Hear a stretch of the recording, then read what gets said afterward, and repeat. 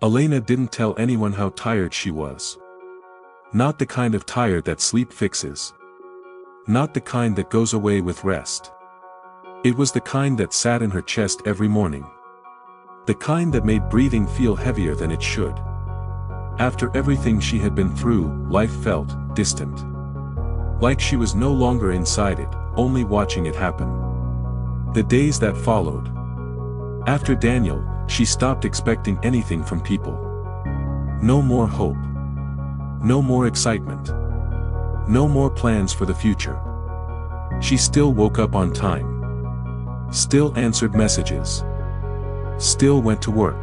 From the outside, nothing looked wrong. But inside, something had quietly collapsed. She had given everything twice. Her trust. Her vulnerability. Her belief that people could be honest. And twice, it had been taken from her. Not violently. Not loudly.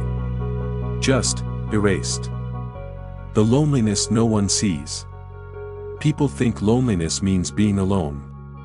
But Elena was surrounded by people. Friends. Colleagues. Messages on her phone. Yet she felt invisible. Every conversation felt shallow. Every smile felt forced. She stopped explaining how she felt, because she was tired of hearing, "You'll get over it. Time heals everything. You're strong." She didn't want to be strong anymore. She wanted peace. The weight of memory. At night, her thoughts became louder. She remembered how excited she was the first time she trusted someone again. How careful she tried to be, how proud she felt for moving on. And then she remembered the messages. The lies. The realization that she had been fooled again. That realization stayed with her. Not as anger. Not as hatred. But as shame. The kind that whispers, "Maybe it's you. Maybe you're the problem. Maybe you deserve this." And once those thoughts start, they don't leave easily. The mask she wore. To everyone else, Elena looked normal. She laughed at jokes. She answered texts with emojis. She said she was fine. She even convinced herself sometimes. But late at night, when the noise stopped, the truth came back. She felt empty. Not sad. Not angry. Just empty. Like something essential had been drained out of her. The last quiet evening. That evening was ordinary. No storm. No dramatic breakdown. She cleaned her apartment slowly, carefully. She folded clothes. Washed a cup. Opened a window. She looked around the room as if seeing it for the last time. Then she sat down and opened her phone. She didn't scroll. She didn't check messages. She just wrote. Not a goodbye. Not an accusation. Just words that carried years of exhaustion. Words from someone who had tried to be strong for too long.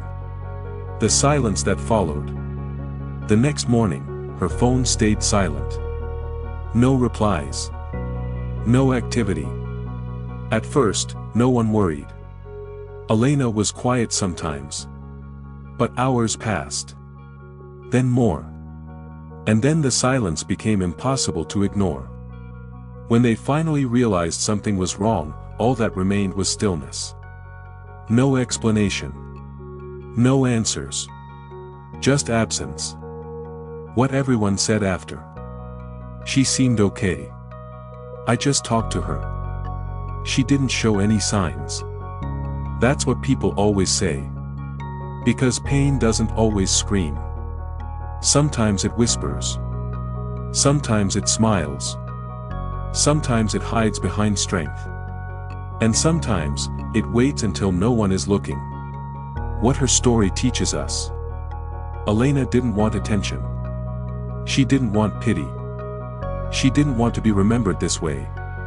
She wanted the pain to stop. She wanted peace. And the tragedy is, she never knew how many people would have listened.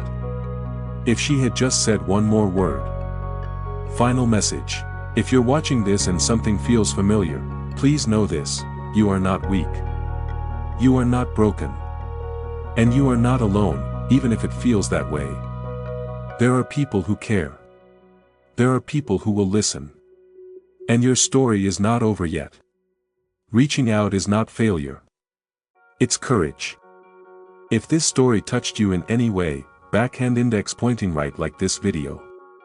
Backhand index pointing right, subscribe for more real stories. Backhand index pointing right, share your own story in the comments, any story, any experience. You never know who needs to hear it. Your voice matters. Your story matters. And you are not alone.